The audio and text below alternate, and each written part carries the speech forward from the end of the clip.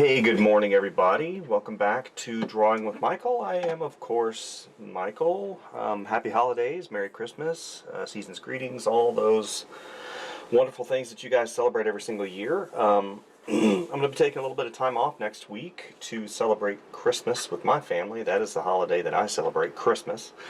So I will be not, I don't think I'll be posting any videos, and if I do, they'll be really short, maybe something from the iPad on Procreate.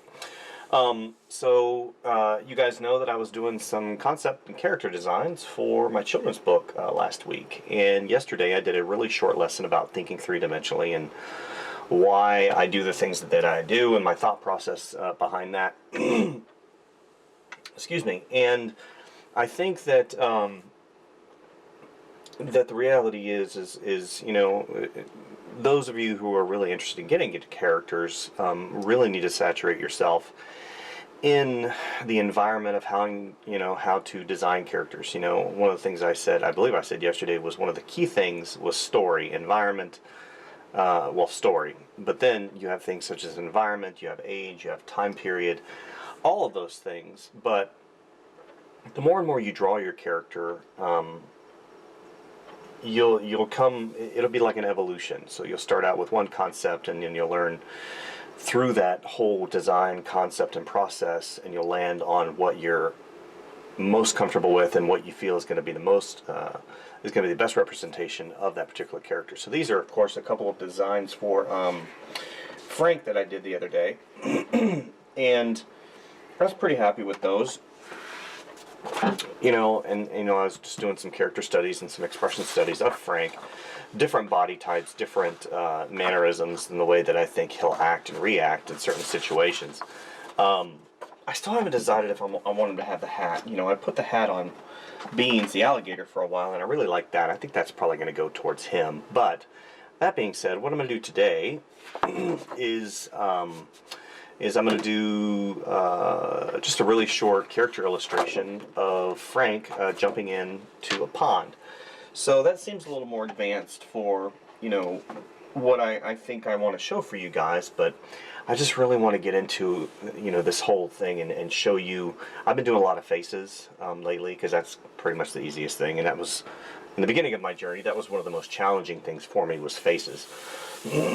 So what I'm doing today is I'm going to show you guys kind of my process of creating a full body action little spot illustration. Spot illustrations are typically the really simple sketch work, or you know, little pieces that go in children's books, or in editorial illustrations, or you know, maybe in a magazine you'll see a little illustration, maybe a guy walking his dog, just something really simple. So I want this. I've already done some thumbnails in my head. I know that sounds really kind of a cheap cop-out, but I sit there and I think about what I want to do as far as, you know, the overall feel of the illustration, and I can kind of see it in my head.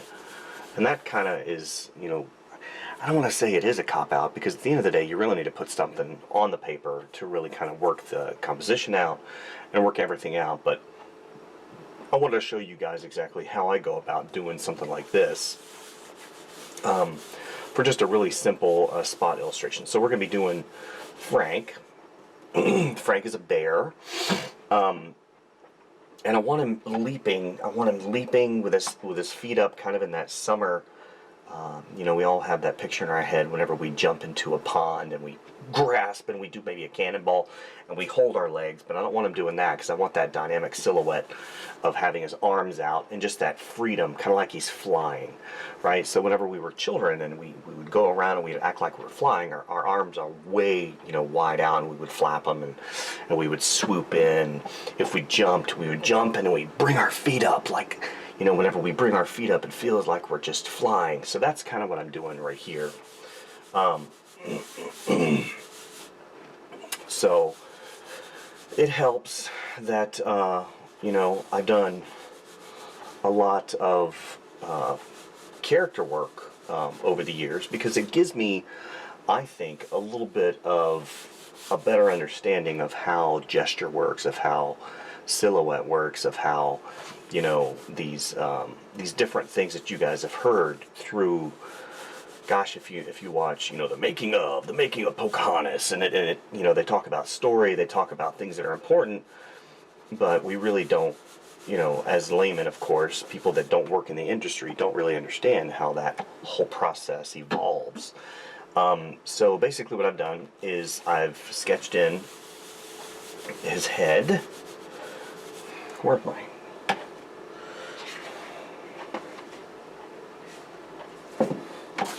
So typically what I'll do is I'll put these up on the side, like so.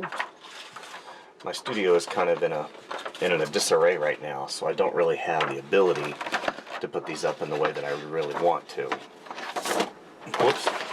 So what I'm going to do is I'm going to just basically have these off to the side, maybe right here or right here, to help me remember those, you know, that the parts of the illustration that I really liked, and, you know, keeping stuff on model. So just with the attitude and the way things I know about animals, you know, whenever animals get stimulated, a lot of times their ears will go up. So basically what you're going to see is I've roughed in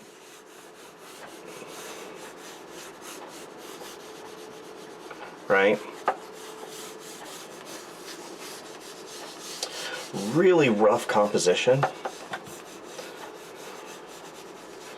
You know, maybe eventually I'll have beans sitting over here, but right now I just want this. You know, maybe I'll have some trees in this shape to break up that aspect. Maybe down here I have a little bit more foliage, and this is kind of where I'll start as far as designing and creating this illustration. So bears, depending on, you know, which bear species you have, he's got his nose right here.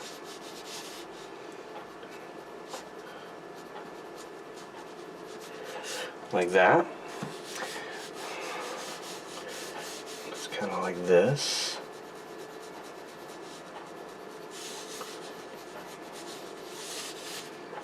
Okay.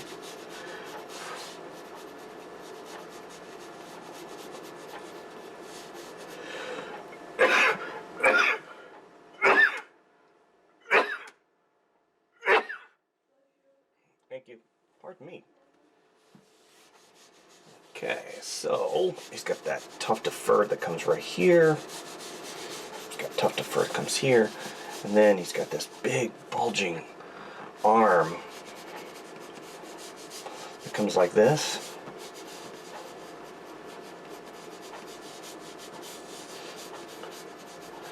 And he's got these claws. And again, right now what I'm doing is I'm just putting in the really rough, I mean, I am just as rough as could be, you know. He's got his belly, comes like this. Here's the top of his knee, comes like this. And here's the top of that foot, right? Here's the back of that foot. And here's his hip area right here. So then we come around to this side. And I'm being really loose because I don't want to sit there and mess around in one area. The reason for this is I'm constantly figuring out, my brain is adjusting things as I go. It's adjusting perspective. It's adjusting relationship of the head to the arms to the legs to the body. I'm putting stuff in terms of where I think the anatomy goes. Like right here, this needs to be a little bit further because the tuft of his neck, right, comes up. His head has a little bit of an area right here. So this comes up, right? And in terms of anthropomorphism, that's kind of making animals have human appendages, walking upright. Their mannerisms are humanistic. You know, this particular children's book is going to kind of be a balance, right? He is going to walk upright, but he's still going to have the human, you know, kind of characteristics of what humans have in terms of kind of like Boog. You know, if anybody ever saw Open Season, right? You had Boog, who did actually, he did walk on all fours at points in the movie, but for the most part, he walked upright and he had his little backpack, which I thought was really fun. And he is modeled somewhat after Boog, but not to the point where, you know, I'm copying anything. He is definitely his own character. Maybe it comes like this. I don't want that other finger to come out. Yeah, that's much better. And if you notice, you see how it comes up. Here's his elbow. It's hidden by the fur. And then you've got this big area right here. So I'm going to actually have this come out a little bit further, because you got that paw right there. Okay. Nice. So then we come here, and he's got, your first inclination is to make this whole area really big. And I'm going to come around. I want this silhouette right here, this ear, to pop out a little bit. Okay, and I still haven't landed. You notice I haven't landed on the face yet, which is not ideal. So I'm going to have that come up. Right? Come around. And then he has that cheek that comes around like here, here. And you've got his little mouth that comes to a point right there. I'm going to have that come here. Okay. Come around. Maybe he's got one tooth coming out like that. There we go. Got that other ear. Again, kind of coming back because he's jumping in. Nice. So I keep referring over to this image right here. So he's got this brow line that comes here. Right? And this eyebrow is coming up because he's like, oh! Right? You see this right here? This is what I'm dealing with. This little critter right here. See this? This is what's called a Halloween beetle. They're orange and black, and they do bite, and they spit this weird sticky liquid out. So I get them coming through because it's really cold here right now. It's like 20 degrees right now. Okay, so now I want this hand to come over. Now, I'm always thinking, again, I'm thinking about pose, I'm thinking about form. You know, we talked yesterday about why I draw lines and why I do certain things, and it all has to do basically with the sculpting.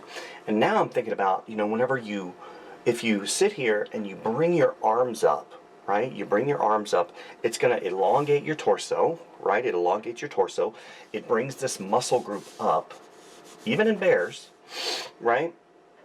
Here, and what it's going to do is it's going to bunch up these muscles right here. So you're going to have a little bit more musculature coming up right here. And I'm going to have this come around. And again, right now I'm just putting in the shape, right? And now that I've put in the shape, I can start thinking about this as a three-dimensional form, and how I'm going to create his paw. Because I want his paw to come out, and I want that claw to come here. I want to come here, and this final claw come here. Okay, here, and then I've got this fur that comes around, and he's got this paw. He's got these little patties right here, right? And I have this come up, and it's a little foreshortened because it's coming at you. Right? Instead of being like this, now it's like this. So you can't think of it in terms of a flat surface form. You have to think that it's coming at you, so everything is going to have a different perspective to it. Right? There's his elbow, comes up. Here. He's like, yeah! can actually hear it in my head. Yeah! Wow! Jawline's really big because bears have really big muscles. If you ever look at a grizzly bear, because that's what Frank is. Whoops. As I break my pencil. Frank is a grizzly bear, so the entire portion of his head, like this huge muscle group that comes down, his head is basically split in two up top, and you have this massive muscle group that comes around. And I want that to be, you know, shown. You got that muscle that comes here, right? He's like, yeah, and you got this this fur patch that comes out. Maybe I've got some stuff that's flying off of him, right? Color these in a little bit.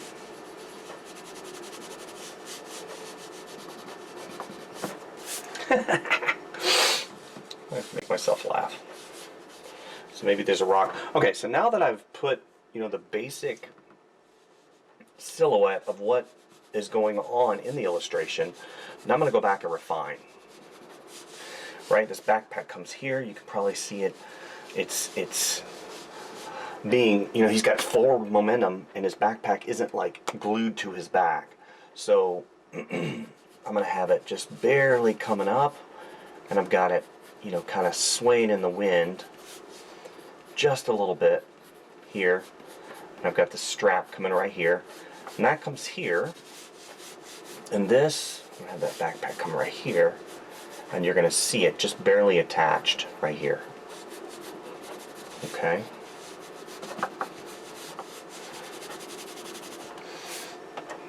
There we go. Yeah, he's like, wow. Yeah. Bears' noses, believe it or not, are hearts. If you look at them, a lot of times we have issues with bear noses. They look like hearts. So, you know, I've actually gotten to the point where I have, let's give a little bit of fur right here. I have made them look too much like dogs. Whenever I used to do stuff for Yosemite National Park, of course there are no grizzly bears in Yosemite, only in Yellowstone. There might be some, I don't know. Who knows? They might have repopulated. I would always get accused by my boss back in the day whenever I was drawing him. He's like, that nose looks like a dog. Of course, you know, my boss didn't really know a lot in terms of anatomy and stuff of animals, but what he did know was intuitively what stuff looks like. So a lot of times we'll look at an animal and we'll go, that ain't right. Because you know what's right. And that's kind of weird, you know, I think, anyway. So, what I'm going to do is probably what I'm going to do for you guys is I'm going to put you on a really short time lapse to show kind of my process of what I call fleshing things out. And this basically will help you guys understand, you know, how I come to, got this knee that comes down. He's got his bummy right here. Not a bad silhouette. And how I flesh things out and make things happen. Right? So we'll have a rock right here. So I'm looking at this piece and I see a nice balance right here. Maybe a tree, right? Comes right here. See these lines right here? They come in and they accentuate this downward motion. So what I'll do, it's not going to upset the balance of the silhouette. And the silhouette's very important. And just so you guys know, the silhouette is what the character or figure would look like if I made it in total darkness, if I filled this with black. So if I filled this with black, you would automatically see that it's some type of animal jumping with his arms out. Right? Yeah, that's looking pretty good. Okay. And then here,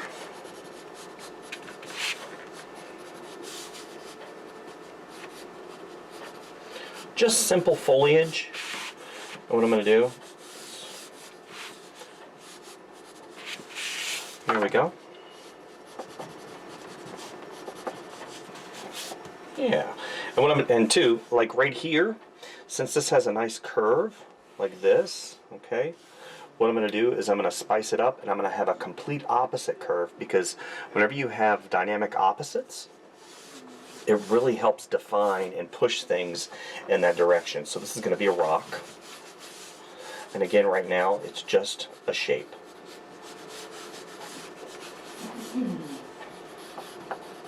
Okay. So we've got two rocks right here. So I'm going to put you guys on the time lapse, let you guys watch the process of me working out and finalizing this particular little short spot illustration for my character Frank, the Russian bear, jumping into a pond. Little backpack right there. Okay, so enjoy the process.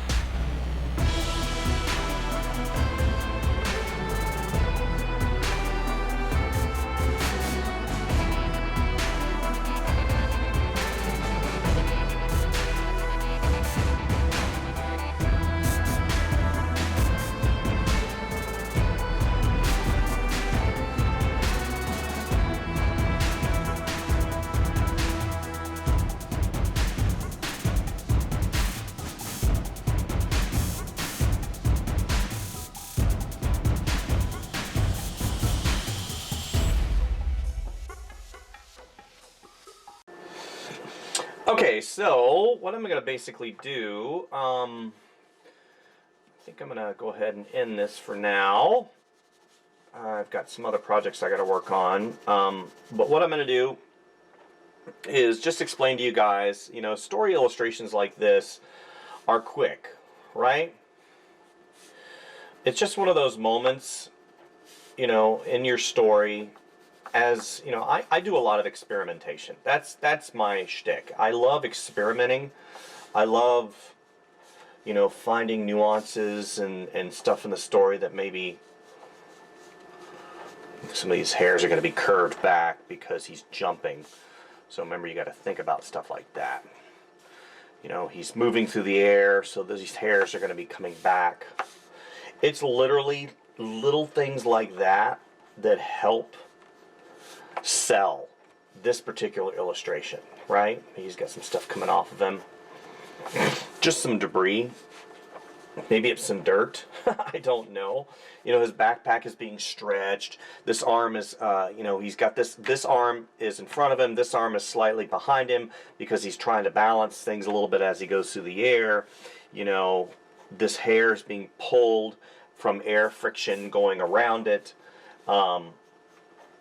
It's all these little things that help sell this as, even though it's a static drawing and it's not moving in the sense of animation, you look at it and you can tell that he's flying through the air. And I'm not doing those, you know, those infantile. I remember back in school that one of my teachers was like, I don't want to see any motion lines on your piece of artwork, you know? And I'm like, I'll do motion lines if I want to, bruh. But what you can do, instead of putting motion lines on him, you just put a little bit of motion blur on the debris that's falling off of him, right, as things go. And then finally, just to sell it just a little bit more, I'm going to put a little bit of a shadow right here on the water that kind of shows he's fixing to hit this. Right? And he's going to splash the ever-loving business out of it. And it's going to be awesome. So, story illustration, spot illustration, you know, having the story key, having, you know, understanding the dynamics of composition, where to place things so they make sense. He's not completely in the center, but he's off center and up just a little bit. I've got this item right here that balances his large form. They're not the same size, so he is obviously the most important thing in the illustration. The silhouette is there. I've got just a hint of light and shadow. You know, I would basically use this. I would scan this in and I would drag it into something like Photoshop or Clip Studio Paint. Then I've got these elements here. You know, I've got this curve of his body, and then I've got this opposing curve of the rock. And then I've got these elements here that are diving in, right? Here and also here that kind of show his forward momentum. Also, I have these leaves that are pointing in this direction, that are pointing you back towards his face and expression. So that is the overall design of the illustration, right? Once I get in and start really illustrating things like the grass, put a texture in, maybe I'll go in and put a character right here. My first inclination is to put some kind of character right here because I want it to read like this. I want the whole thing to read like this. So I might put something right here. I haven't determined that yet. And two, putting a little bit more value in here will do what? It'll give size and distance relationship of the illustration work. If you look at him, he's really simple. He's a bean. Look at that shape right there. It's a bean, and then here's another circle bean, and then another circle bean. Bean, bean. And here's, you know, this shape right here, which is basically a circle. You saw me draw it. Here's this item right here. You can still see the circle underneath. And what I basically do is just add things here and there to help define a little bit better what it is. So literally you can see size, size, size. You see direction, opposing direction for variety, and all these direction lines helping sell what is going on in this illustration, which Frank is fixing to jump into a pond. So I think that's all I'm going to show you guys today in terms of teaching you the you know, not the principle of illustration or the elements of art or the principles of design. What it is those things obviously have to be broken down into specific moments when you can understand exactly what they are. I'm trying to use them and explain to them in the context of the illustration. I've put texture in, I've put variety of line weight, I've put rhythm and flow, I've put balance of composition, I've given you perspective, I've given you depth, I've given you light, I've given you contrast. So all these things help define the illustration a little bit better. But at the end of the day, if you don't have a good story, and if you don't have a good idea, all it's going to do is just fall on its face. So hopefully you guys learned something today. Again, I'm going to be taking a little bit of a break next week just because it is Christmas time. I might get one more video out to you guys, possibly tomorrow, about Procreate. We'll see. I'm still working on exactly what I'm going to do in that program with regards to, you know, trying to show you how I use the program. I don't quite use the program in a professional capacity just yet. I use it for sketch work. And eventually I'd like to get to the point where I use it in a very professional capacity. But right now I just haven't landed there yet. I own 2 iPad Pros. So anyway, thank you guys for liking and subscribing. Thank you for visiting the channel, you guys. My gosh, we're getting up there, almost 4,000 subscribers. I know that's not a lot, but it is a lot to me, and I appreciate every single one of you that visits my channel.